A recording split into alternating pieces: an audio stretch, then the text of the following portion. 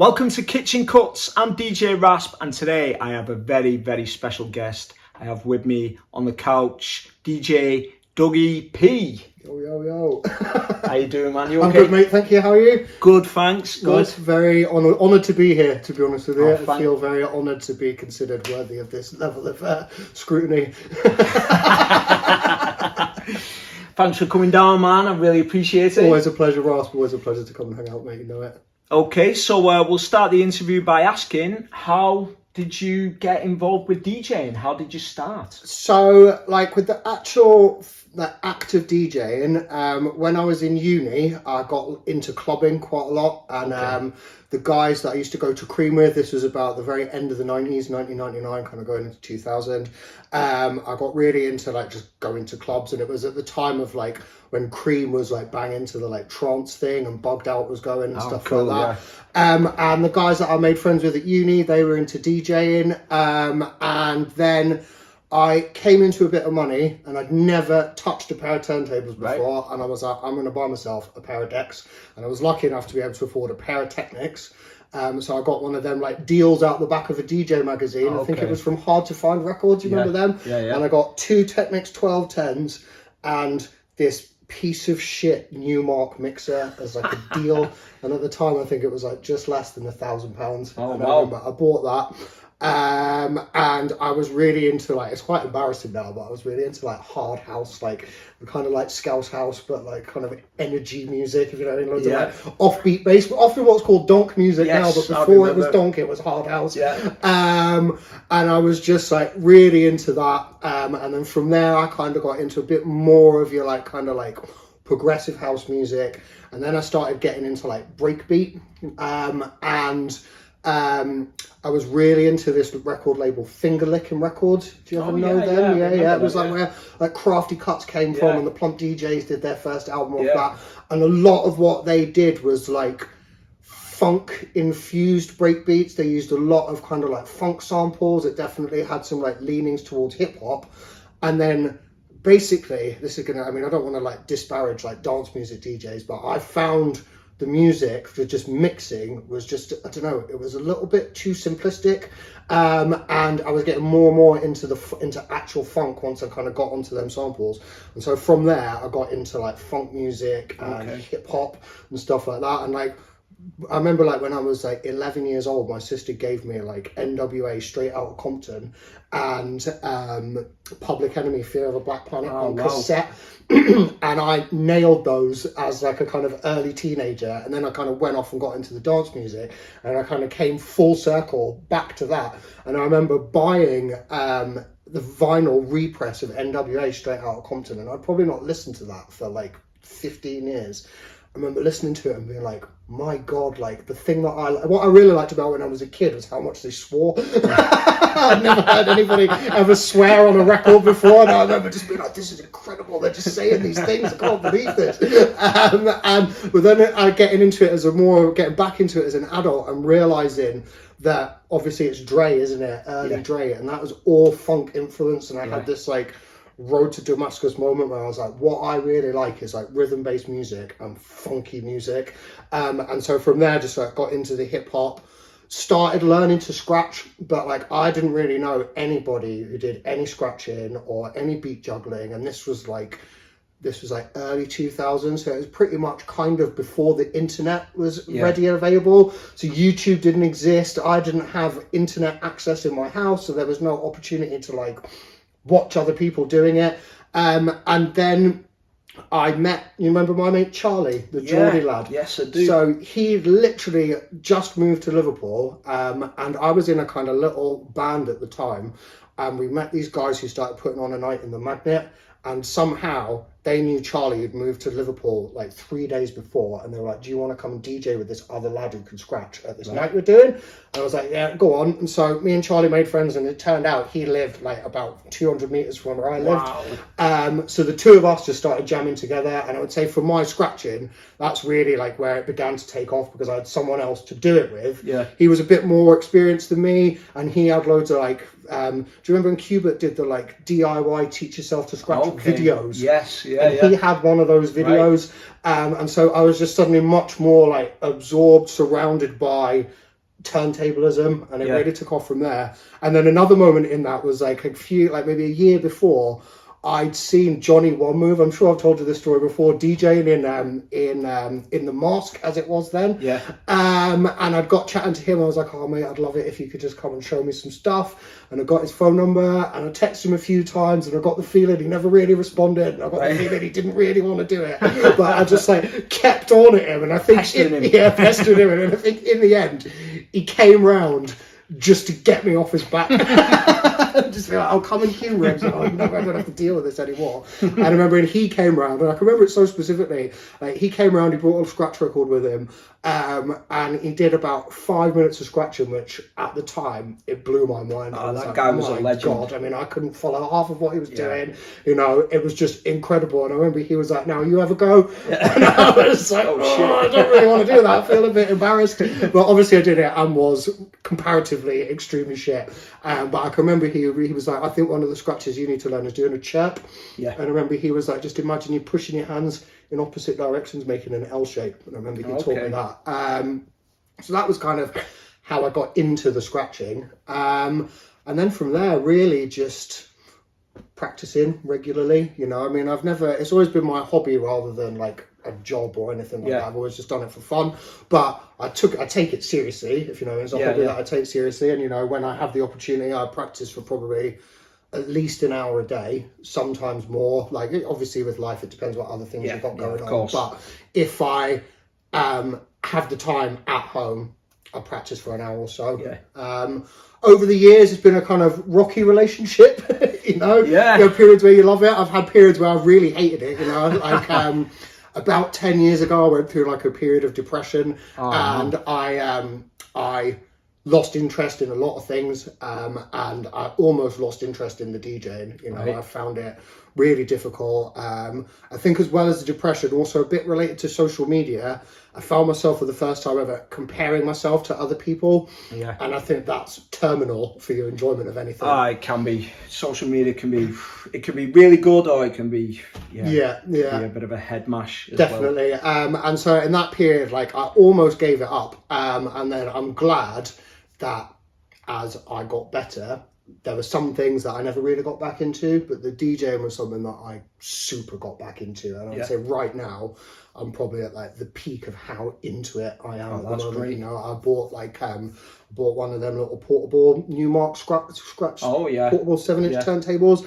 and now if I go away for anywhere for like more than a few days, I take that with me, just to be able to practice scratching on, you know, and just keep the hands warm. Keep the hands warm, you know, and it's just like, I find it's just a fun thing to do, but I've also found like, for me, it's good for my mental health. It's like a form of meditation. Yeah, definitely. You know, that if you've got shit going on in your life and your head is wrecked, you can just put the headphones on. Is often really good for it, and it would get really like intimate, and just start scratching away. And you know, you do that for a bit, and you come out the other side of it, and your head is cleared. It's like going for a run or swimming or cycling or something like that. It's good to express your soul, isn't it? You know what I mean? Just like whatever's happening in your day, whether it be good or bad, jump on the turntables and just cut it up and have fun with it. I feel like you get to that point where it's kind of like, it's not mindless because you're focused on what you're doing, but you're not really thinking about what you're doing either. You're in the zone, aren't you? It's just all natural, it's all flowing, and then that just kind of like flushes your mind out of all the shit that's going on in it, and then you come out and you're like, sound. Meditation is a good way to describe it, man, definitely. Yeah, for me it's definitely that, and I think that's one of the things that I've found that I love about it at the moment. You know, I think going through a period of depression and other mental health problems can kind of like make you be a bit more aware of yourself and what's good for you and what's bad for you and what things are like triggering and what things are like positive. And it definitely was like, actually, this is a really positive thing in my life, and a thing to like, you should make yourself do it more. Yeah, definitely. So, was you like doing gigs at the start, or was you? Did you still do gigs? Yeah. I mean, at the very start of the DJing, I mean, I've always been more of a bedroom DJ than anything else. But you know, at the start when I was into the hard house and the dance music, like, it would be mainly like DJing at after parties or having a party back at your house and DJing at them.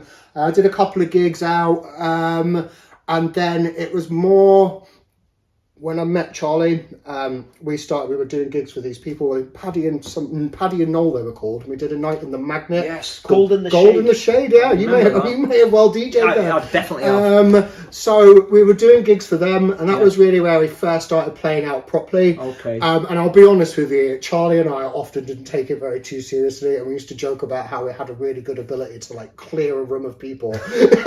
we could turn up in a bar, a packed bar, start playing, and within 20 minutes everyone would have left. I mean, and this is one of the things, I mean, I love turntablism, I love scratching, I love beat juggling, I love all of that, but it's not the most accessible form of music. It's often particularly like raw scratching, raw beat juggling. That's what I was there. It's strictly for the heads.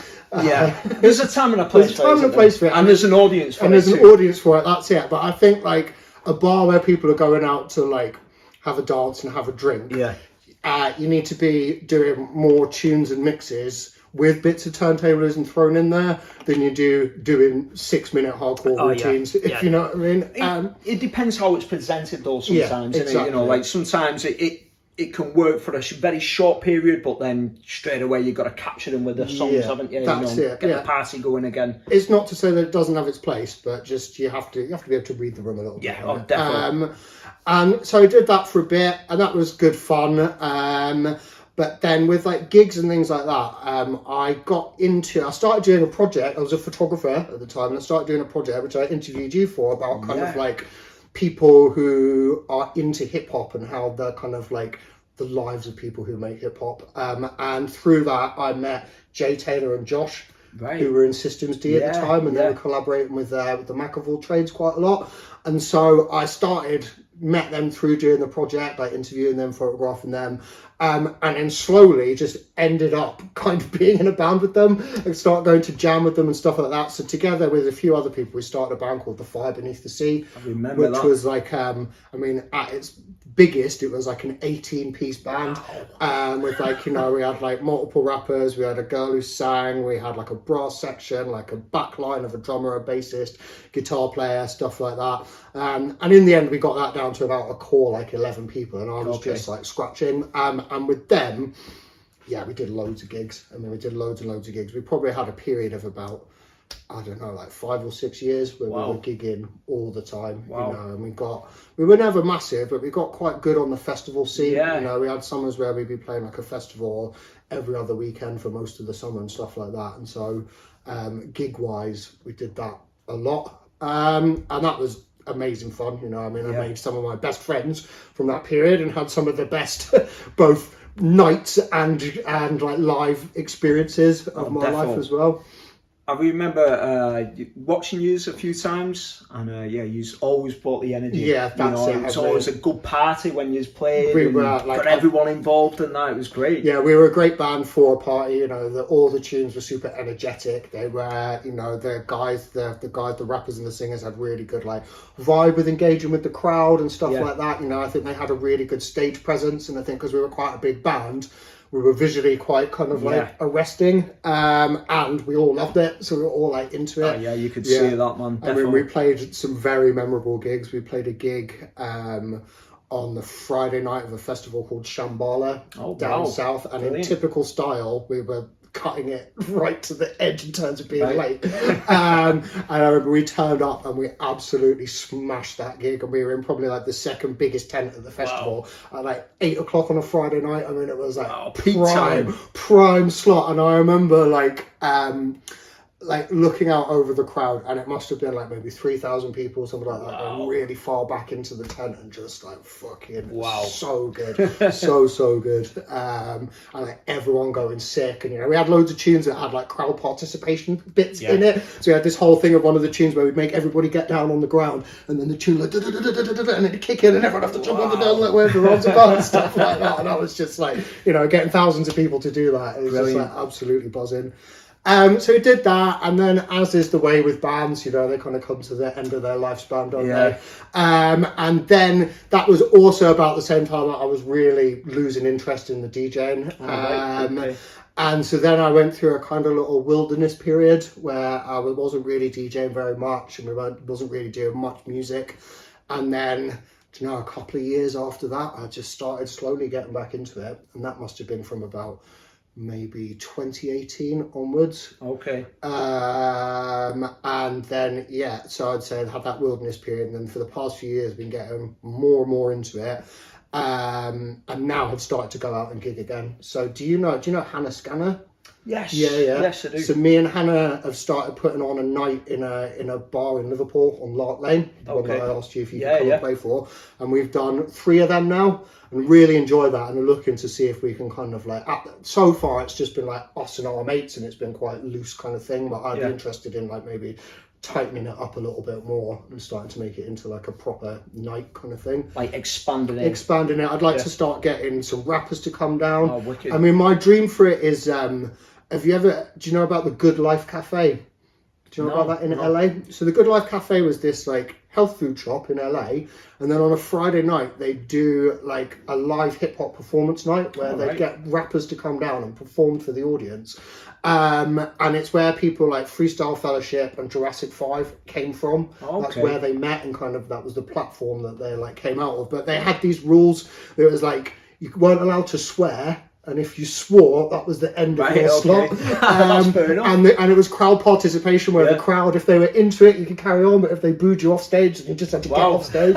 And there's this great bit in the there's a documentary about it called This Is the Life, and they interview Fat Joe, like at the height of his career, where he'd just been doing albums with like DJ Premier and stuff like that. He'd gone down there to do a performance, and he'd like stepped up and he was like, and I was bringing all that New York gangster shit, and I started, and I was going to give it all, and the whole crowd were like, boo! And he had to get off stage, and he was like, I can't believe this, I'm like one of the most famous rappers in the world, and these people just booed me off stage.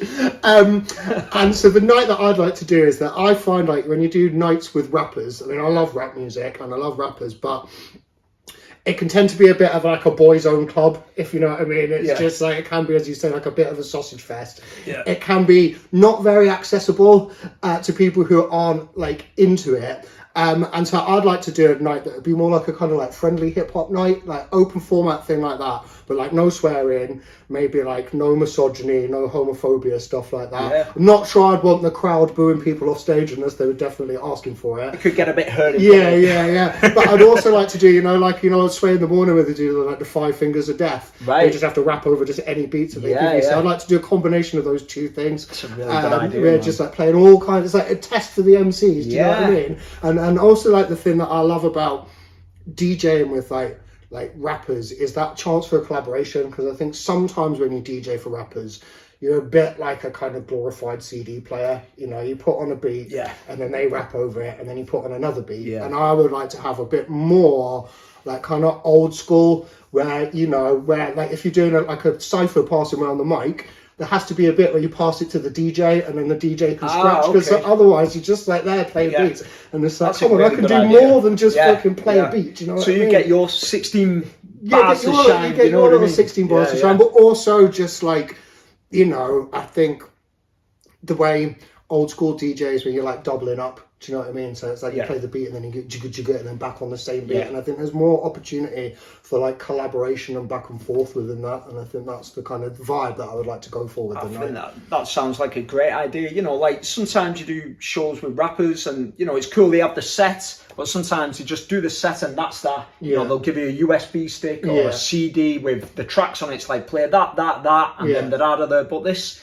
it's more collaborative. That's it. And I think for me, that's what I love about hip hop, that it comes from a place of collaboration. I think we need to get more back to that. And I think as well that old rap, if it wasn't for the DJs, there would be no MCs. It's true. And I find sometimes hip hop nights that I've played at recently, where you are the filler for 15 minutes in between the MCs, and it's like, I don't want to sound arrogant about it, but I'm a better DJ than just 15 minutes of filler. You may as well put Spotify on. You might as well put Spotify on, whereas I think the DJs need to get more credit, and it not just be the guy who turns up and plays tunes, that you as the DJ, and I think you're really good at that, Rasp, is that you can put on a show, and I think there needs to be more recognitions that the DJs are capable of shows as well.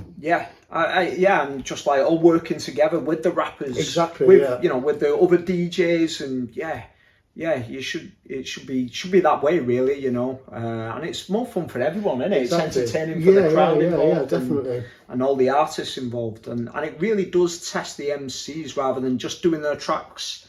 You know, you're like determining what they're playing, you know, how they're going to rap by you playing your breaks or whatever. Exactly, you know? No, and I'd like to do more of that. So, like I say, we're going to do one at the end of July, and that's the kind of the beginning point of that kind of vibe that I'd like to work towards. Oh, wicked, man! Sounds like fun. Well, we'll see. Sounds like fun, man.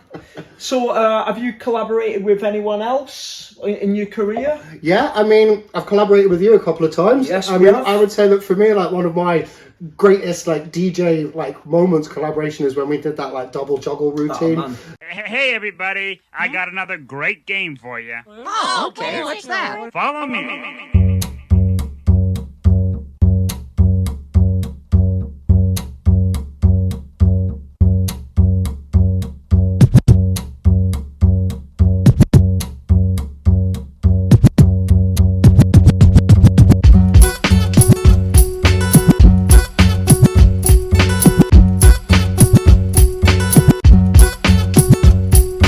So that's one that sticks out in my memory. I mean, another one that again that involves you is you put on one of those scratch jam events in the Contact Theatre. Oh yes, like years ago. Yeah. And there was one bit in that where I think it was like me, Woody, although I didn't know who Woody was at the time, Tommy Peanuts, and another lad, and we did like a spontaneous 4-deck jam, and I was scratching the beats, and Woody had some kind of like rhythm piece, and I can't remember what Tommy Peanuts and the other lad did, but like I love the scratch band thing. I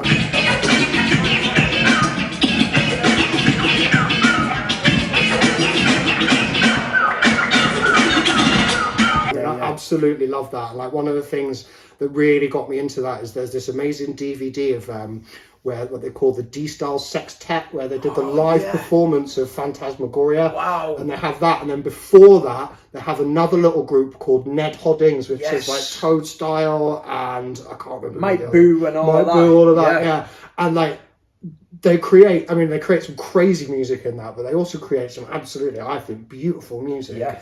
And I remember always thinking, like when I used to jam with Charlie, we'd often do a thing, you know, where one of us would scratch a beat and the other one would scratch over the top of that, and that kind of band vibe. And that moment in the Contact Theatre, you know, just doing that and just like, and I remember afterwards, my friend Mike, who was there at the time, he videoed it, and he was like, you know, that was DJ Woody that you were DJing. Like, I didn't know that was DJ Woody. Well, all right then, yeah, go ahead. Yeah, man.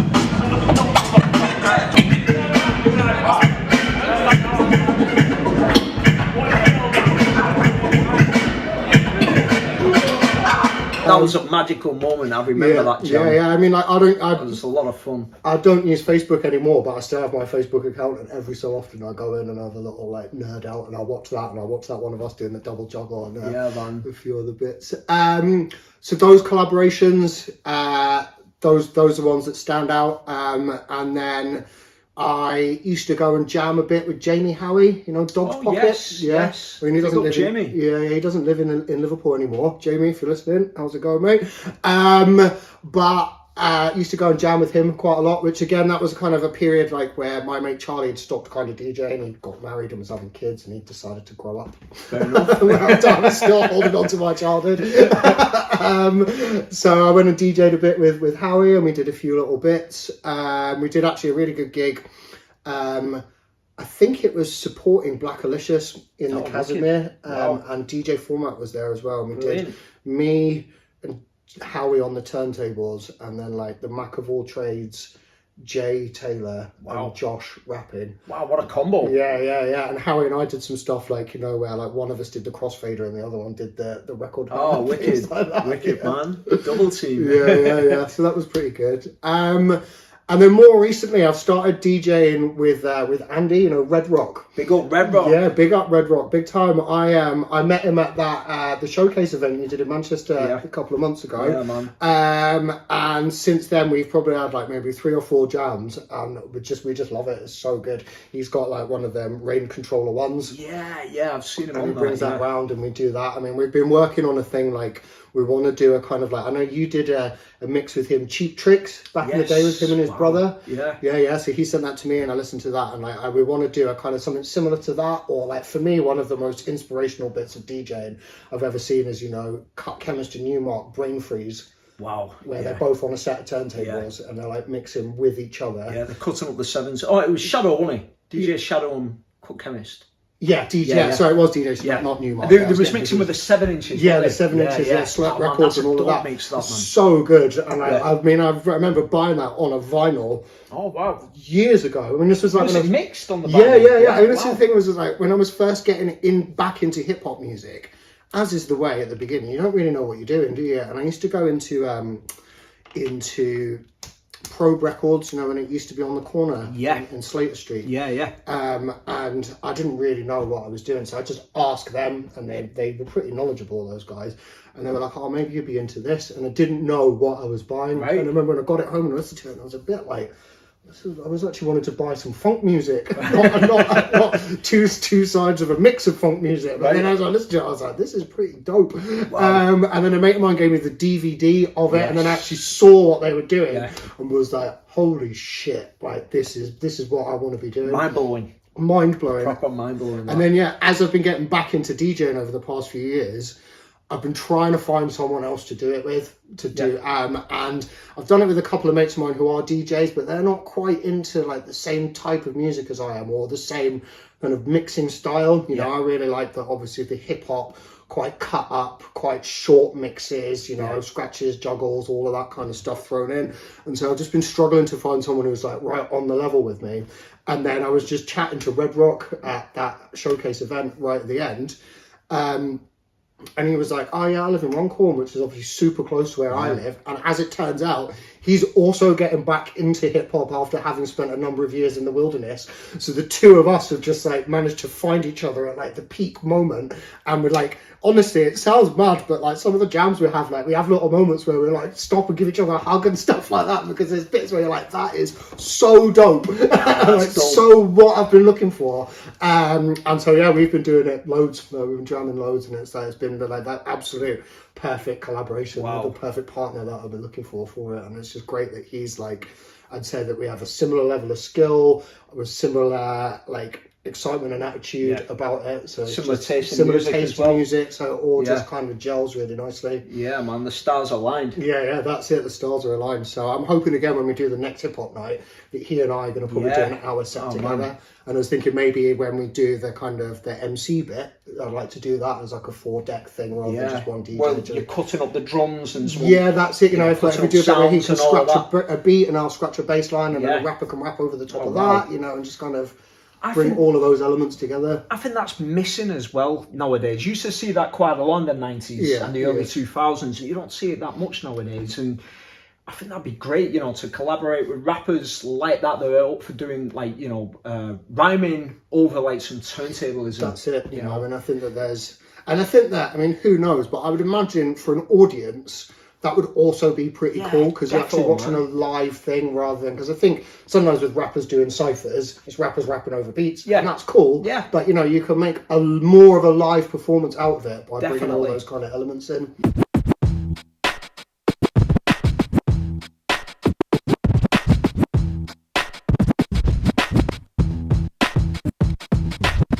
Which has been your favourite mixer to use? So this is a really nerdy question. Yeah. Well, let's nerd out on it. I'm not well up for this. So my favourite mixer so far, I'll be honest with you, about 6 months ago, I bought myself a Pioneer DJM S11, right? And so big boy. Yeah, big boy. When I brought it with me, when we had a little jam after. And I'm hoping that that's going to be my favourite mixer, but it's early days yet, and there's a lot to figure out with it, as I'm sure you know. There's a lot of stuff going on. It's complex too. Yeah. But before that, I've got like a Rain 56 mixer. The original one? Yeah, like the black one, the like non-digital one. With the telephone wire. Telephone wire, don't get me started on that fucking telephone wire. What a nightmare. If you know, you know. If you know, yeah. Like, the amount of times you thought, oh, you forget the plug, go somewhere, and like, there's no way anyone's got a plug that is going to work for that.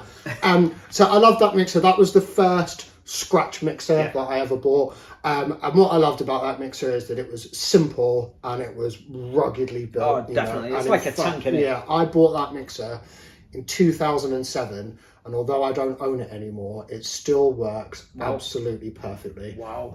I've lent it to a number of friends who've needed a mixer, and even after it comes back from those little journeys out, it's a tank, you know. It's still operational. It still operates. That crossfader has got no bleeds in it, even though it has been clicked to death. You know, I mean, I've showed you before, haven't I? Like, there's something about my crossfader technique where over time I like erode away the plastic on the fader caps, and I've been through 3 different fader caps on that mixer where basically I've scraped away the plastic, like imagine if you tap on the crossfader like that, so the side which is where that finger is, and like they're just worn away to the point where you make a hole in it where the little bit of metal that it's secured to is poking out, and then you have to get rid of that. So I've been through 3 of those fader caps. And the crossfader has never bled. Do you know what I mean? Fair dues, Rain. You know how to make a crossfader. Yep. You certainly do. There were some magnetic faders, wasn't there? They were the first magnetic faders. Yeah, that's it. So I had that mixer for a few years, and then I bought a Serato box. And I'll be honest with you, Serato changed my life as a DJ. I mean, it absolutely did. Say what you like about digital versus vinyl. I mean, I'm a digital man all the way now. And Serato changed my life. And I had that mixer, the 56, with the Serato box. Yeah. But one of the problems was like, this was with the band, gigging with the band. It doesn't sound stupid, but the extra layer of setup to have to plug in the Serato box to the mixer was a bit of a faff. It can be stressful in a live environment. Live environment, you know, when you've got the sound man on your back, you need to get everything set up quickly, you know. And then Jamie Howie, Dog's Pocket, that we were talking about before, he was DJing with another lad, and he moved from using Serato to Tractor with Native Instruments. Okay. And he had the 57 SL, which was the 56 mixer. Yes. The first one was Serato built into it. It came out about 2008, wasn't it? Something like that. 2009, that period. And the very first edition of that mixer was not the one with the little rubber pads, but with the crap little plastic buttons, right? Yeah, I remember. Right. They were like rounded, weren't they? No, they were like scooped in. Oh, yes. The version after that was rounded. Yeah. So this was like the prototype. Wow. Scratch mixer with Serato. It's the Mark 1, wasn't it? Yeah. So he sold me that, and I bought it. I didn't need another mixer, except for the fact I was like, you know, for gigs, it'd just be that bit easier to just not have to have the box as well. And I would say that mixer has been the best mixer I've ever had in my life. I mean, because it was basically the rugged build quality of the 56 with Serato built in. And fair dues, who says Serato knows how to make a crossfader. They did not know how to make a cue point button back in the day, because those plasticky buttons, they broke almost immediately. And in the end, what I did is I bought a separate MIDI mappable rubber pad thing, so that you could have the cue points like on a that. pad 1 or something like that. But what it did have on it is it had these mad little like joysticks. Yeah, I remember them. And the thing that for me was like the game changer with Serato was the ability to have doubles of everything. Yes. So like my beat juggling went up so much quicker after I got Serato, because suddenly, it was always that thing in the days of vinyl, like, should I buy these 2 Boss tunes or the same copy of this one Boss tune? I can't afford 4 records, I can only afford 2. What am I going to go with? There was always this tension. And then suddenly, it was like, you've got double of everything. Anything you want. And then on top of that, instant doubles. What an invention that is. And I remember like mapping that mixer with the little joysticks to just a flick to do instant double onto the other turntable. And like I developed, and then I had this whole period like where one of my turntables broke, so I only had one turntable, and I invented a form of like one deck, using just one actual deck and using the internal one to do this kind of like one deck trick mixing, one actual turntable trick mixing, where you can like have the tune, you can always do like a jigger jigger, cut it in, flick it onto the next one, jigger jigger, cut it in. So it's almost like beat juggling, but you're only using one turntable.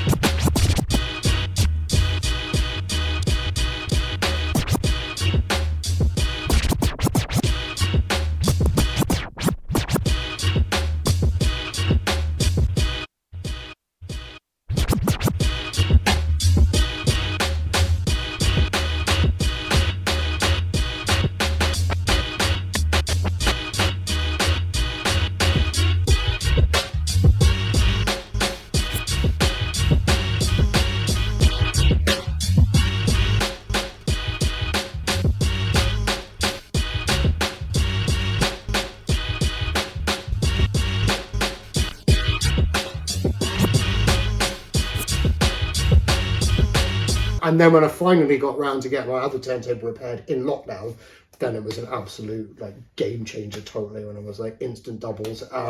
So yeah, I mean, I bought that mixer off Jamie Howie. That must have been in like 2011. And it still works. You still have it? Still got it, yeah. And I've even got like, because it runs on it, because of the USB can. I mean, this is super nerdy, so if all you nerds get out there, it's not USB 2, it's USB 1. Yes. So when they brought out Serato DJ Pro, it doesn't work, does it? It doesn't work. It's not compatible. So I've got this so Scratch Live only works on a certain age of laptop. That's right. So I've got this like ancient MacBook Pro that from 2008, which is the first laptop I ever owned, which has OS X Lion running on it. I mean, that's how old it is. It uses Lion. And if that laptop dies, the Serato feature of the 57 SL is gone forever. And so like, well, I had to buy a new laptop because when I was a photographer, and they like, that laptop, the kind of architecture became obsolete for the photo software that I wanted to buy. So I had to buy a new laptop to run the photo software on. And after that point, that old MacBook was like, its only job is to run Scratch Live for that mixer. And so basically I used that mixer with that ancient laptop set up until last year when I saved up enough money to buy the S11. The S11, and I had to buy a whole new laptop to go with that as well, because obviously, like, one of the features that I wanted on the S11 is the 4-deck mixing function. That is a cool function. Yeah, and I mean, again, it's early days trying to figure it all out, but like what I wanted it for is to be able to do like live mashups and stuff that. And so I've basically just got at home now in like an old camera bag that mixer with the laptop, with all the kit that goes with it, with the external pads, that runs on like the USB, the old school USB connector and all of that. And like the thing that I love about Rain is just how well built that kit is, So I've got 2 Rain mixers, which are both, one of them's getting on for being 20 years old, the other one is getting on for being 15 years old, and they both work absolutely perfectly. And so maybe the Pioneer will become my favourite mixer ever. Yeah, but time will tell. But before I had the 56, I had a Pioneer DJM 600, which was the first mixer that ever had effects built into it. The club mixer. Yeah. And that mixer, for what it cost, is actually a piece of shit. Like, the components on it were so cheap. Yeah, the faders didn't last at all. And they were a weird shape, wasn't they? The fader caps. And actually, once you kind of got used to it, you realise how cheap the whole construction of it was. And so with that, when I bought that, it's always that thing of like, is this actually going to last, or is this going to be cheap? It feels more quality than the DJM 600 did, but I'm like, I've always got the Rain and the ancient laptop in that bag. So if it goes down, that is coming straight back out. Yeah, man. And I know that would probably last me another 30 years. Definitely. Or something. Definitely. It's the everlasting, innit? You know what I mean? No, I mean that 57 SL mixer. Can't remember. I was reading something online somewhere of someone slating it, and I was just like, how can you say that? Yes, it's true. Those Q buttons were absolute pieces of crap, but the rest of it was just the layout and everything was nice, wasn't it? Like there was nothing getting in the way. The actual like faceplate was smooth. You wouldn't get any I don't know, they wouldn't get any paintwork on it. I don't know what they varnished it with. It's almost like powder coated, isn't it? Or something? You'd never get it like it scratched, would you? You know what I mean? It always looked smooth, man. And you can have the up faders. You could change them to cross faders. You could change the curves in all different directions. You could have them cut out the top or at the bottom. They're fully reversible. All the faders fully reversible. Man. Again, those magnetic faders. The only issue I ever had with it is occasionally the crossfader would get a bit sticky. But I bought, someone was saying, silicone lubricant is what you need. Right. And silicone lubricant is what you buy from sex shops. Did the trick? Yeah, well, I've got a little bottle of silicone lubricant and some Q-tips, and it'll get a bit sticky, and I just put like the tiniest blob of the lubricant on it, put the Q-tip down there, just rub it along the rail, bang, back in business, straight away, off you go. That's a tip for you. Yeah. It's funny, I remember like Woody's got like a Facebook page, the faded one for the OAP DJs as we are now. Right, okay, and I remember someone on there going, what do you do about sticky faders? And I was like, it's going to sound a bit weird. but that's bonkers, man. Yeah, fucking crazy. Didn't know you could do that. No, this is it. I mean, this is just the beauty of the internet, right? Yeah, This info is out there. I've learned something new today. Don't spray WD-40 in it. Just get a bit I used to use the Deoxit. Right. You know, it's like it's made for crossfaders. Yeah. Yeah, and that kind of works. I used to get it with the Pro X fade. It used to come free with a Pro X fade, and that kind of does the trick. But yeah, I didn't even know about this, silicon thing. But I feel like magnetic faders were like the big game changer. Yeah, do you know what I mean? When you no longer had those two plates that had to connect. Well, it's contactless, wasn't it? Yeah. That's what I mean. Yeah, and it's like, I remember like before. Like even before I was started scratching, just DJing, it was always the faders that always let you down in the end. When a mixer started to fuck up, it was the faders that went first. Definitely. And since I bought that 56 mixer, that was a contactless fader. Every mixer I've had since then has been a contactless fader, and I've never had to replace a single fader, and that's going back till 2008. Wow. Yeah, I remember like back in the days, in the 90s.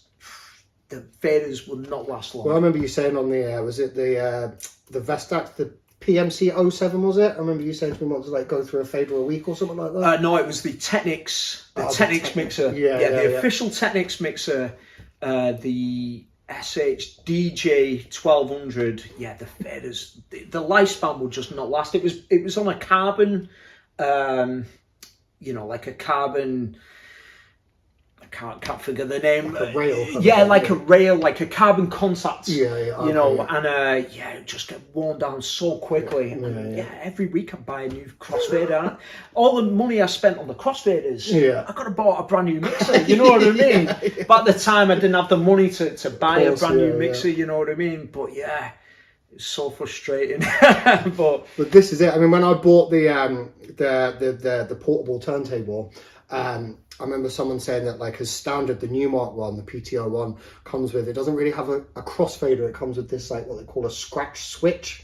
Yes. Like a rocker. Yeah, it was like a line switch, wasn't it? And I remember Dog's Pocket, Jamie Howie, saying to me, like, "Oh, that is a piece of crap." He was like, "You want to get the fader modded, or mod the fader. Get a Jesse Dean fader." Well, so this is what I did. So I bought it from Turntable Trading Wax. Yes. Yeah, top shop for DJ Kid. Big up Richie. Yeah, big up Richie for sure. And because I'm not very technically minded, they had like an option where you can just have them mod it for you. Yeah. So I was like, and immediately I was like, contactless fader, want the contactless fader and that. And obviously it came with that, and that crossfader's never let me down. It's a really good product, that. Yeah, really it's good. Really good. I mean, again, one of the things I regret about that is I didn't have the tonal moderator modded when I got it. So you got the original plastic, and the sound quality is not amazing off it. But again, it feels like, it doesn't feel like the most expensive component, but it does feel pretty solid. And I mean, I remember back in the day, belt drive turntables, they were just a piece of crap, weren't they? But it must be something because the plat is so small that on a 7-inch, the torque is amazing. You're like, how is this like reasonably cheap thing? I mean, it only costs 120 quid.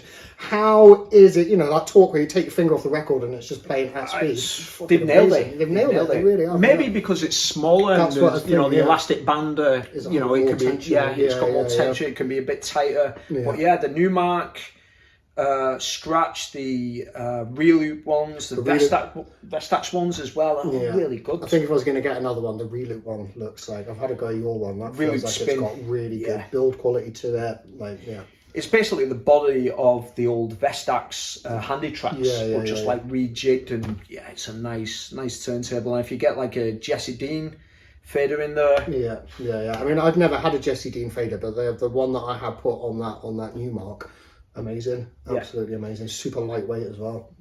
There's all kinds of cool mods what you can do with it. I've got a friend who put a whole new platter in there, put lights in there, a built-in like MP3 player, so you can just play on your loopers.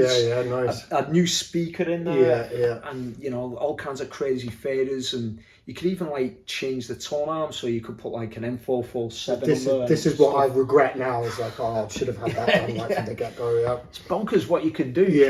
I'd always had this like dream ever since I was a kid to like sticker bomb something, right? And I tried to sticker bomb my Technics for many years, but I could never accumulate the stickers fast enough. And then over lockdown, I was suddenly like, hang on a minute, I'm an adult. If I want to sticker bomb something as a grown up, I can just throw money at this. The solution to this is not slowly accumulate stickers, just buy loads of stickers. So I like bought loads of stickers over lockdown, and I sticker bombed that entire turntable. Oh, I did awesome. when you take the lid off, I did the top surface, all of that in black and white stickers, and then all around the outside of it on the lid and all around the bottom of it, did that all in colour stickers. And it was Making like, a piece of art. Yeah. And then afterwards I was like, what else can I sticker bomb? And so then I sticker bomb my Technics as well. Wicked. Yeah. That's a sense of forces. Yeah, for sure. Yeah, so man. you can stick them on there. Yeah, but Are you going to do it with the S11? Do you know what it is, right? This is the problem I always have with sticker bombing things, is that I love the stickers so much. It's like, I could safely sticker bomb the turntables because I know I have the turntables forever, so I have the stickers forever. Yeah. But mixers come and go. And you're like, do you want to lose the stickers to the mixers? And then one of the things I found from sticker bombing the Technics is some of the sticker bombing I did, particularly around the pitch sliders, is I've covered over some of the marks for the numbers on the pitch sliders. Oh, okay. So it can be a bit, it's more feely now to get the beats matched at the same speed, because you can't actually see the numbers. Yeah. And obviously with the mixer, there's a lot of information about what all those buttons do, and so I don't think you can afford really to cover them over. So I don't know, we'll see. Yeah, man. Have you seen that thing what you can get for the mixers? I think it's called 12-inch skins. And they do like new face plates, and you know, they mod up your face plates and that. Some cool stuff what you can do, man. But yeah. Yeah, I love the bit of the sticker bombing. It's all fun, man. It's all fun. It's good to decorate all your stuff, and it's like, you know? I spend a lot of time on the turntables, you know, so, and often, I mean, as you know, you spend a lot on the turntables either looking at the turntables or looking at a wall. So you need a bit more stimulation for your eyes while you're definitely, while you're, you know, expressing your soul. Exactly.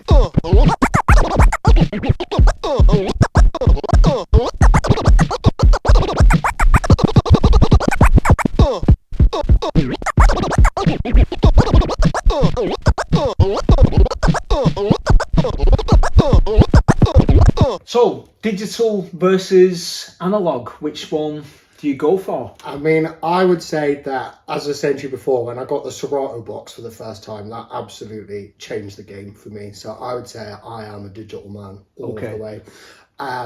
But there are elements of the digital DJ and digital turntablism which I don't like. But like, for me, what I love about it is that, like, for me, the DJ, like, I want it to be as close to the vinyl experience as you can get, but with a few little added extras that the digital gives you, right? So like, I've got the Pioneer DJ MS11. I never use any of the effects. I'm not really interested in the effects very much. I certainly, you know, when I was saying about I had the DJ M600, when I bought that, I kind of bought it for the effects. You know, the old low pass filter was the way you could make a not very good mix into an amazing mix. And I feel that not necessarily, you know, and I'm not knocking anybody who does it, but just for me personally, I feel like that's getting a bit too far away from the kind of the sound that I want to go for. You know, I like to keep it kind of raw. So don't like that. But I love, for me, more than anything, is the like quick transitions. You know, so that like, I mix tunes a lot. You know, I mix hip hop together, and I love the fact that you can like mix one tune into another, and then as soon as you've transitioned into the next tune, you can instantly double that across and start like trick mixing with it or beat juggling or stuff like that. And what I love about that is that it's not the like, if you were doing it on vinyl, you'd mix one tune into another, then you'd have to take the record off, you have to put the double of the other record on, you'd have to get them to the same point and stuff like that. And so for the really good DJs, you know, for the Babus and that, they can do all that stuff really quickly. But, you know, I'm not DJ Babu, nowhere close. And I just love that super fast transitions. I also like what the Pioneer mixer has on it is the like scratch bank, where you've got scratch samples loaded really into it. 2 presses of a button and you've got a scratch sample there. Again, rather than swapping the records over. But, you know, if I'm just going to do some straight scratching, if I'm going to nerd out in my room on my own, I use a vinyl record, because the warmth you get from that the digital doesn't match it at all, not even close. Do you know what I mean? Like, particularly when you're moving the record slowly, you know, imagine that R sound slowed down, or like the fresh, that middle part of fresh, where it's like that bit in the middle on a record. There's just so much warmth in there, and the digital just always has that slightly digital element to it. It's got better over the years. It has got definitely got better, and soon it will be, very, very close, but it never will be exact, will it? It'll never be exact. And so the warmth that you get from the vinyl record, I love that, I really love that. But, also things like you can be so much more heavy-handed with the thing. And I know that you want to progress to a point where you're not so heavy-handed, but, particularly for juggling, and you juggle on a proper vinyl record. And maybe because I don't do it anymore, I'm more heavy-handed than I should be. Okay. But with the needles jumping about and stuff like that, the amount is just so annoying, and I realise that that's a bit of laziness on my part, And certainly I notice sometimes when I scratch, I often do use a Skipler scratch record, but the one that I love is, I don't know which number it is, but one of those Practice Your Kutz records. Okay. And on one of them, it's like, who's this? Who's that? Yeah. And I've noticed that if I scratch on one of the who's this or the who's that, it doesn't jump about very much, if at all. So you're like, I've got that like deft touch there, that I'm not just like banging my hand on the table. And certainly I noticed that when I scratch with people who are new to scratching, they often do that thing where they turn the bass down, so you don't hear the sound of your hand on the record. And I always have the bass up, and partly have the bass up because you want that warmth tone, but also I don't get the thud of the record on the hand. That certainly with the scratching, I'm much more light-handed with that. So I like that, but I think like one of the things I often read about online is this ongoing battle about sync.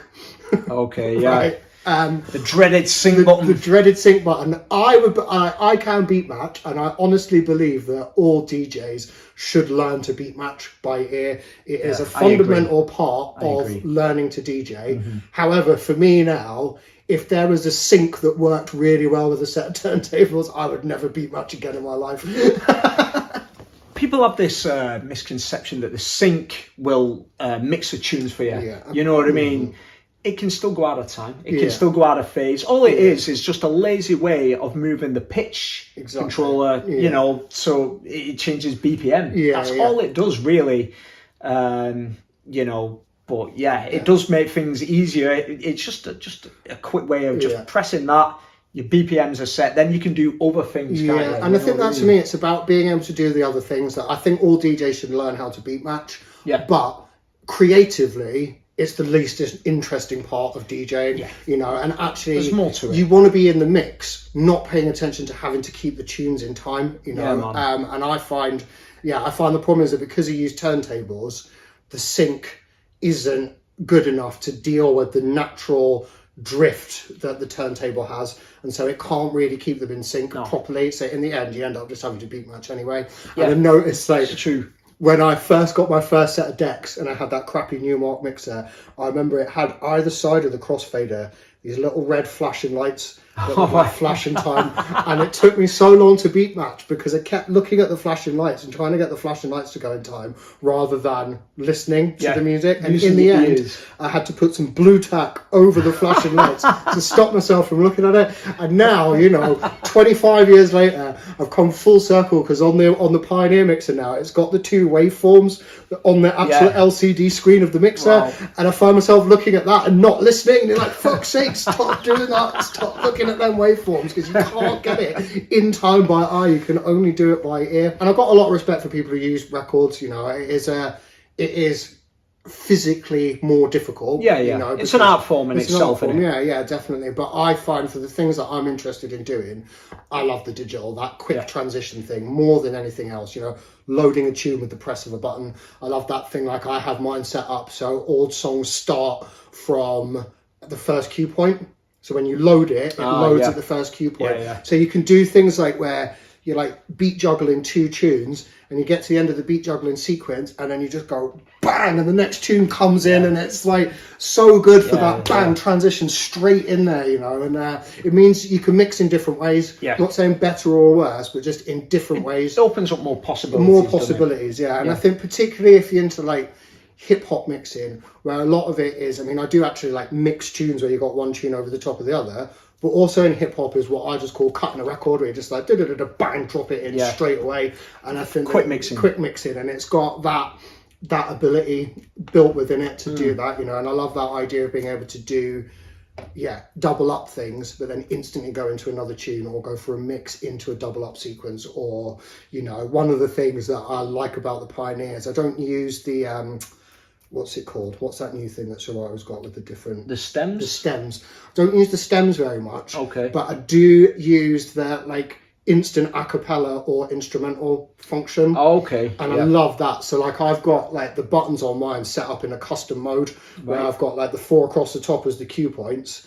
Then I've got the 2 of the buttons for instant doubles from one platter to the other. Then I've got 2 of the buttons for like, one is a cappella, one is instrumental. So you customize this, it's like the MIDI mapped it to the kind of like the workflow. Okay, yeah. Well, it works for you. Yeah. And then another one which starts or stops the 3rd or the 4th virtual platter. Yeah. Cool. And I love all of that, because it's just, you know, all of the controls that you want, just like right at the tips of your fingers, and it maybe lets you navigate around all of that stuff super quickly. I suppose the possibilities are endless, but I suppose it's horses for courses, isn't it? You know what I mean? Some people are more suited to vinyl, some people are more suited to digital. Me personally, I like both. I like both, for different things, you know what I mean? It's funny. I buy a lot of music online. Like I buy it from like from Apple Music or different places, or I buy it from Bandcamp, you know, and I believe in paying for music. Back in the day, I was a pirate, mate. I was like, I'd hear one tune by somebody, and then I'd just download their entire discography. Got LimeWire. Yeah. But now I actually genuinely believe, you know, people should be paid for their work. And obviously, there's problems where more money goes to the record labels and stuff like that, but nonetheless, as long as money is getting to the artist, you know, I love what they do. I couldn't do what I do if they weren't making the music, so why shouldn't I pay them for that? That's a good way of looking at it, man. But occasionally you come across a piece of music so obscure that it just doesn't exist online, and then like Discogs buy it on a record, but as soon as it gets to my house, on the platter, it's recorded digital. That goes into the Strata Records and will probably never be touched again. But you know, the beauty of the vinyl is it goes back 100 years or more. You know, so that everything's out there. You've got it. You actually physically own that. You know.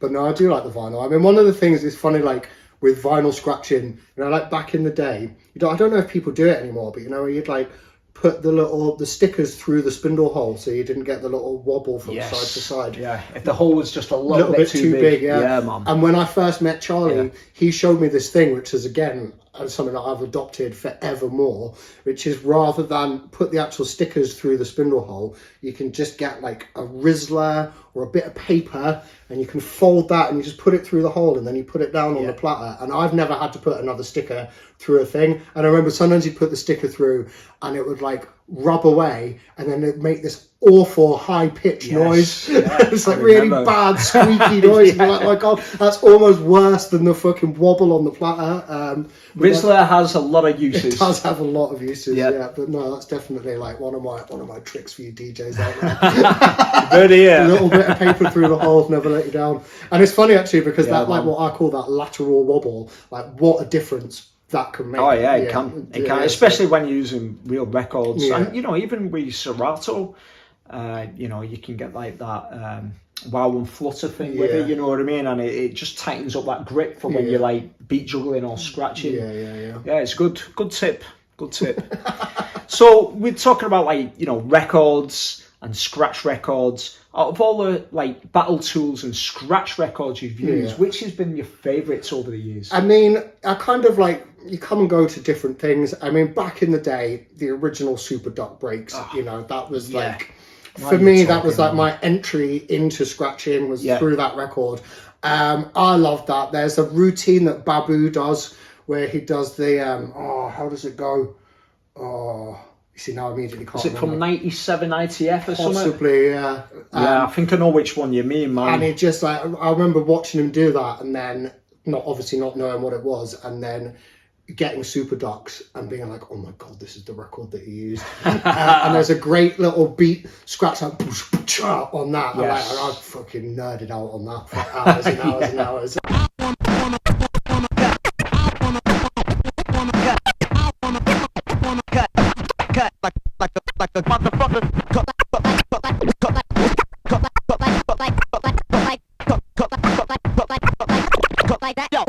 When Johnny One Move came round, when I finally like blagged him into coming round to mine, he recommended that I get the Super Seal scratch record, the skipless, the first of its kind. Yeah, and that was a game changer. You know, that's where you discovered the beauty of the R and the fresh, and it had a great R year on it. I think it was like an R year. It was from Lundy MC. Yeah, R yeah, and then like funky fresh. Oh yeah, funky fresh beep or something like that.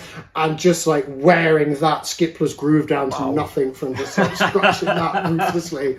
And I do really love the skipless records. You know, I've bought a few of Richie Rothtone's Practice Your Kutz records, and I really like them. Yeah, I think they're dope. They're like, and I think as well, like even the weight of the vinyl is like specifically chosen to be good for scratching. Definitely, they're good quality. Yeah, the pressings are top notch. Yeah, no, they're really good. But I think one of the things that I think is a shame about the scratchless records is, you know, I'm definitely one for overdoing it on the R. Okay. You know, I love a bit of R. We're all guilty of just trancing out on the R for ages. And I think that like the old school scratch records where they had sentences were good, because that would test you as a DJ as you kind of went through them, and they'd have some long samples, they'd have some short samples, they'd have some sentences, they'd throw in a few little kick drum snare combos in there and stuff like that, which meant that you kind of were being more tested as you played through the scratch sentence and stuff like that. Yeah. I mean, I saw you put on the turntable there before that 100-mile-an-hour backsliding turkey breaks. One of my favourites. That's brilliant. That's got some absolutely rip the cut. Yeah, like, got some gems on it. Now open your ears, guys. Rip the cut. And I've had a lot of rip the cut going on. That's got loads of like drum scratches on it as well. Definitely, loads of kicks and snares close together. Yeah, like in little sequences, and man. That's got like the. This stuff is really fresh. That's like the original sentence. Man. And it's got some little hidden ones. You know, like there's sometimes with those records you have like the big block of scratch sentences, don't you? And then you have a drum beat, and you have to listen before and after the drum beat. They often sneak a few little more samples in there, and I know that it's got the like. Why has it got to be so damn tough, like hidden away in there? And that's an absolute classic as well. That's so good to cut up. It's just so smooth the way it's been put together. I also has the can you guys please stop scratching R and fresh? Someone like speaking about it. You know, I think it was Qbert or Mixmaster Mike or someone, but it's a really good record, that. And them old battle breaks used to have like the never-ending tones as well, didn't they? At the end of the record, you know, like a forever beat as well, something like that. Yeah. I'll tell you another one that I used to go hard on as well was I think when I meant to buy Super Seal, I accidentally bought Scratchy Seal, which was the one with the drums. The one that was like all drums, and then at the very end of that, it had a skipless section of R fresh and the beep. Yes. Which is like you could probably get through your entire life with just those three samples in a skipless format. I used to love a bit of that. That's a great record. And on the B side, it actually had some really good beats of scratch too, didn't it? That's a really underrated battle break there. Yeah, and I think it's a shame that like a lot of the like skipless records now, there's no drum breaks on them. It's just skipless samples both sides. Yeah, and I think that it was good to have those drum breaks. I mean, maybe this is in a day before things like loopers and stuff like that, because loopers are a game changer for like practicing your scratching, just beats that never end. Yeah, you know, you can't really go wrong. Yeah, that was quite revolutionary at its time. You know, when it was coming out and everyone's using like the old flash players and there was like a really big scene for it, wasn't it? You know, there was lots of like beat makers, and also it gave turntablists the opportunities to showcase the beats and put them on loopers, and you know, it was really good seeing that. Is that still going? I don't know. I mean, one of the things, like, because I had to buy the new laptop to go with the Pioneer, you know, like obviously Flash was a good way for people to be able to hack your computers. Right. And so they've done away with Flash now. Okay. And so I tried to load all the loopers that I've got downloaded onto my new laptop, and it was like, this architecture does not support that anymore. Okay. Wow. And so the other laptop that I've got, not the super old one, the one in between, that's got all the loopers on it. And so that still works, does it? That still works, yeah. So occasionally now what I have to do is actually record the loops onto the new laptop and then loop them. Okay. Going the other way around. Yeah, going backwards. It almost feels like. But yeah, so I mean, I think I'm sure they'll figure out a way for loopers to exist in a non-flash file format. Probably as an app on a phone or something. So, you know what I mean? Yeah.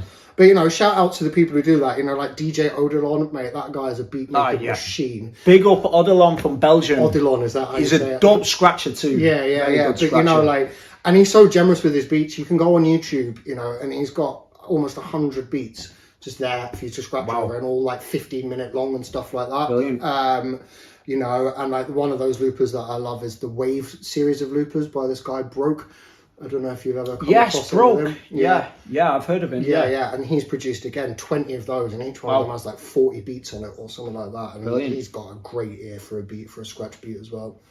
Yeah, man. Yeah, there's some really good beat makers. Have you heard of Zuckel? Yeah. He appears on a few different. Yeah, he's loopers, dope, man. Big up Zuckel. It's good that that's still going. You know, and they are really generous of just like, you know, sharing the beats with fellow scratchers, or you know, even rappers could use them, or breakers could break dance them, whatever. You know what I mean? I mean, for me, it's pretty cool. Like my scratching has come on leaps and bounds just to have a beat that never ends. Yeah, I mean, I'm sure my girlfriend sometimes comes in and is like, "Can you maybe change the beat or do that on the headphones because you've been scratching to that same beat for half an hour and it's driving me insane."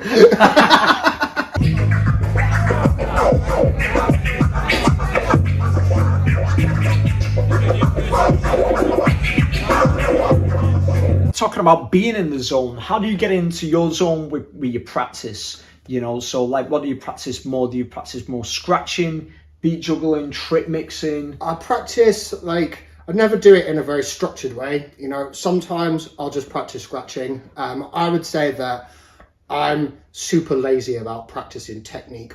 Right, like, I sometimes find it quite difficult and a bit boring just to practice the same scratch over and over again. I've never really been into doing that.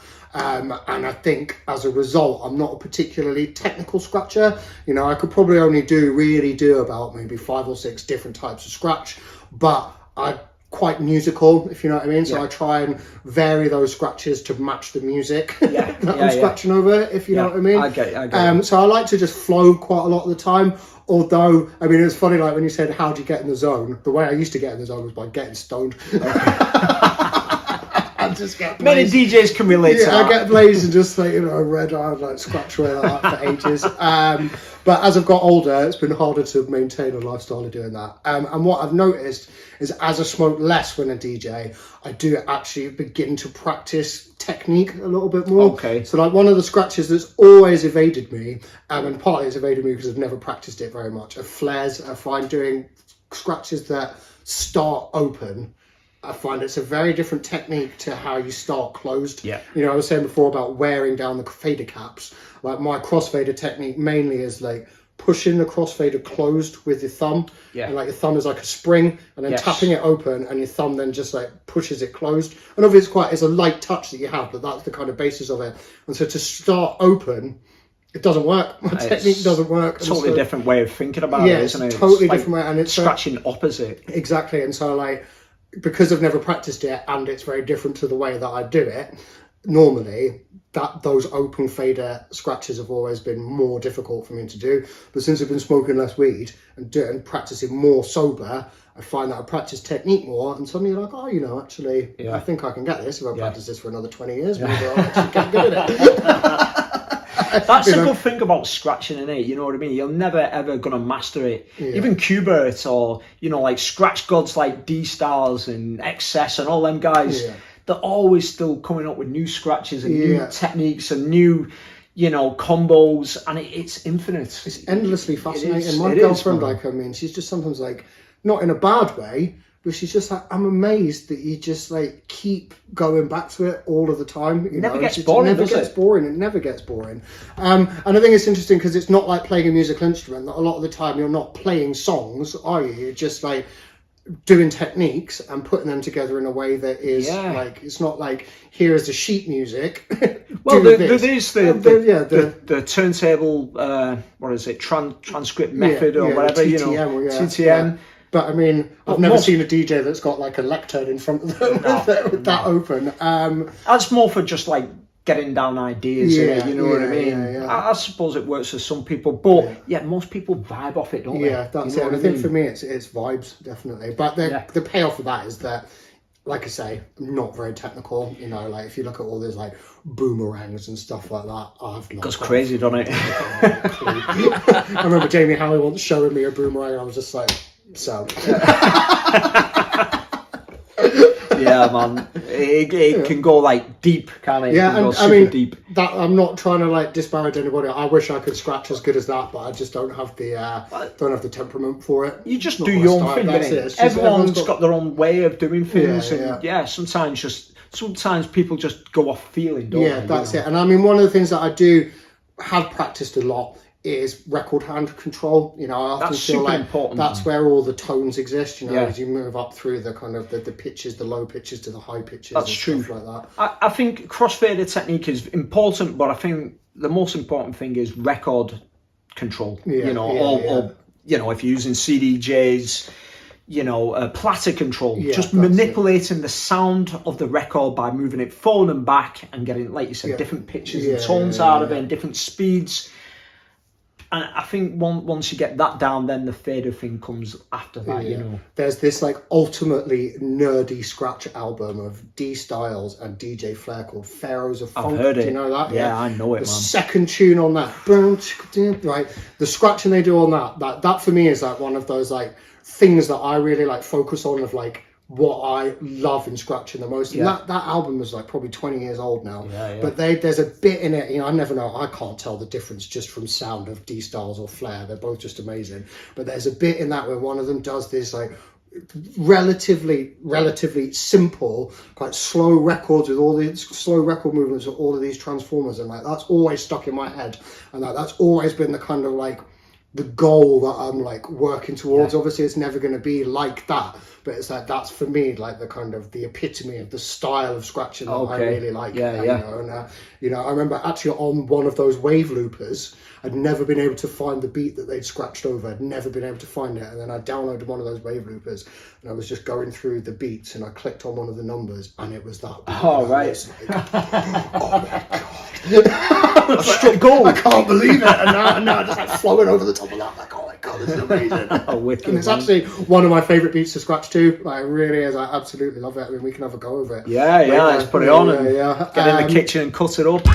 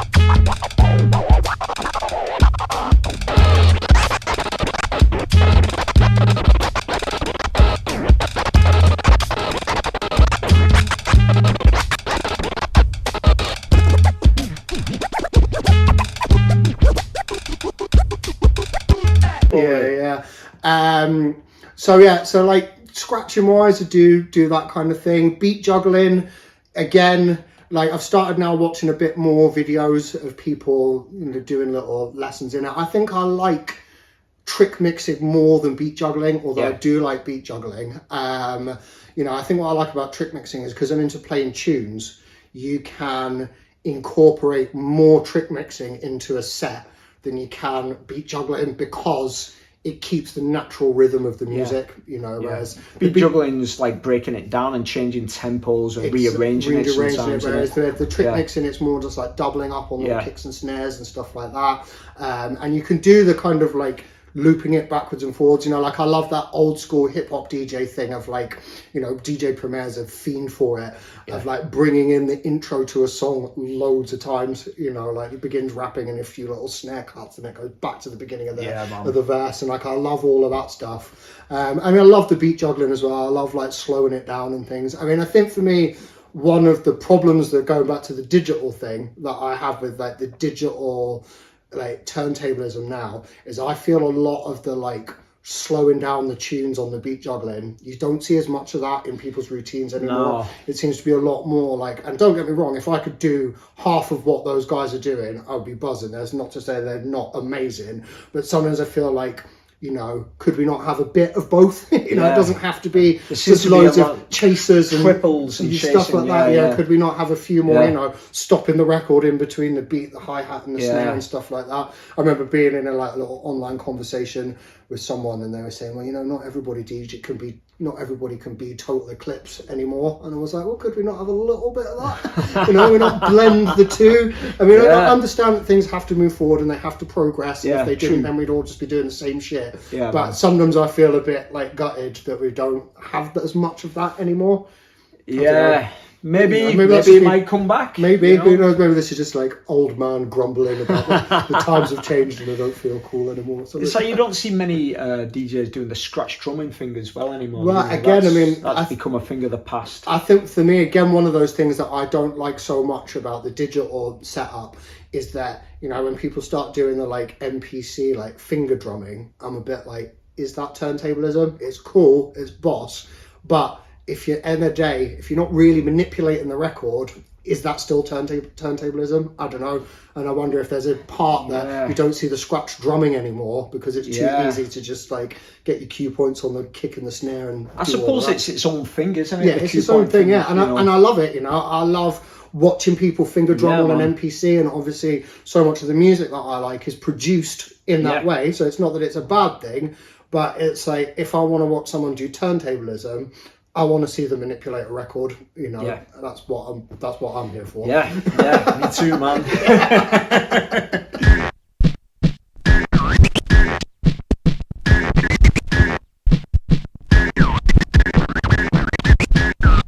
So are you into streaming? I am, yeah. I mean, like so many people, I got into streaming during lockdown. And during lockdown, I found it was a really good way to kind of hang out with your mates a little bit. You know, you just have a mix. People get on the chat, you know, have a talk to them and have a laugh with them and stuff like that. So I really like that. But I also like, I think that's such a good way to like get music out there. And I feel like it's a bit of a shame that now, well, it's not a shame that lockdown's over. Absolutely nothing bad about that. But that there's kind of, it feels like there's a bit less of people streaming now. Obviously, people did it more then. But I think it's like, it's a really good platform for, I think DJing lends itself naturally to that, you know, and I think that, it's just really good. It's like playing on the radio, isn't it? Yeah, it's like playing on the radio, you know, and you can reach people that you might not normally reach. And, you know, I'm a middle-aged man now. I like DJing in bars of occasions, but I like DJing at home as well. And also your own comforts. And and I think, you know, you always DJ, me personally, I always DJ best on my own decks, in my own house, with my own setup, because you just know it all perfectly. You know that the sound is going to be good. You know your turntables really well. It's all reliable, foibles and all of that. So I think the streaming's really good. The thing that I find annoying about streaming is the whole copyright issue. I find that really difficult. I've even looked into seeing if you can buy your own personal PRS license Okay. You know, but you can't do it. And I feel like they need to catch up with that. There should be some way that you could buy a PRS license, you could go onto your Facebook account, your Instagram account, and you could register that license with them so that your stream won't get taken down. It's a really good idea. I mean, because I used to stream on Twitch, but then restream it onto Facebook, and occasionally I try to restream it onto Instagram. And I find Twitch works well. Twitch has been consistent for me. But Facebook, the stream just drops out all the time. Yeah. Instagram's the same. And while you're in the mix, you don't have time to be fucking fiddling around, trying to get the stream back Mulling with all the OBS and all that. Yeah, you just want to be able to focus on what you're doing. And I feel like it shouldn't be that difficult for the technology companies to work out a way that for people who are, again, willing to pay for it, you're playing other people's music, why shouldn't they get paid for that? True. I would, for a subscription a year, I would pay for that, and then not only in the mix while you're doing it does it drop out, but then afterwards it uploads your mix onto the thing to watch later. Yeah. And those big blocks of it all being just like muted. Yeah, it's annoying. And you're like, come on, it shouldn't be like that. It must be easier. And I've heard people say that you can buy like a Mixcloud Pro account. I've not used that. Yeah, but again, then you read the details and it's like 3 mixes a month or something like that. Oh, right. So there's limitations. I could have that wrong. Don't quote me on that. Right. That could be a bit of fake news there. But definitely it's not like do what you want all of the time willy-nilly. We're not there yet. Not there yet. And I just think, again, why? For people who are serious about it. And again, DJing is my hobby, not my job.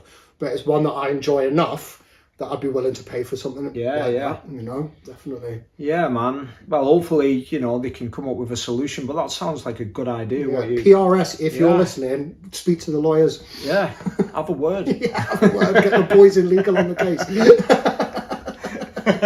To go back to the thing we were talking about doing the practice routines, I was going to do the scratching and the trick mixing, but for me, ultimately, the basis is always mixing tunes, and I love mixing. I like mixing all different kinds of music, but I love mixing hip hop, and I love particularly I think with hip hop it is very easy to do those super quick mixes, but one of the things that I love about particularly hip hop, but also like I don't want to be mean about dance music, but I think dance music in the mix is quite a forgiving format, that it's designed to be mixed, isn't it? Yeah, it's designed to be mixed, and if you miss your cue point, there's always other bits that you could then mix it into, because it doesn't have lyrics.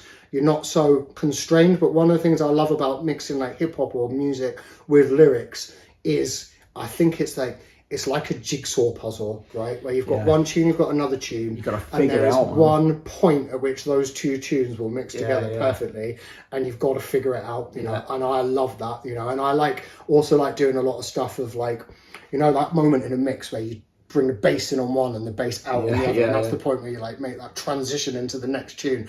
I love it where you get the lyrics of one over the beat of another and stuff like that. It's like you're making one song. Making a new song out of two different songs. And I just love doing all of that.